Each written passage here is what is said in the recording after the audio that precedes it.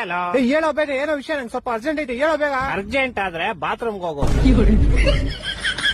Shoot ಹಾಕ್ಬೇಡ, ಏನ್ ವಿಷಯ ಹೇಳಲಿ. ಒಂದ್ ಊರಲ್ಲಿ ಒಂದ್ ಕೋಳಿ ಇತ್ತಂತೆ. ಕೋಳಿನ ತಕ್ ತಿಕ್ಕಿಡ್ಕೊ, ನನ್ಗೇನ್ ಹೇಳ್ತೀಯ? ಕೇಳಪ್ಪ, ಇದೇವಿ ಇಂಪಾರ್ಟೆಂಟ್, ನಿನ್ ಲೈಫ್ ಅಲ್ಲಿ ಮುಂದೆ ಯೂಸ್ ಆಗುತ್ತೆ. ಏನ್ ಹೇಳಿ ಬೇಗ, ಆಯ್ತು. ಒಂದ್ ಊರಲ್ಲಿ ಒಂದ್ ಕೋಳಿ ಇತ್ತಂತೆ. ಅದು ತೆರಿಯಕ್ಕೆ ಕೆಲಸ ಇಲ್ವಂತೆ. ಅದೆಲ್ಲ ಗೊತ್ತು, ಮುಂದೆ ಹೇಳಲಿ.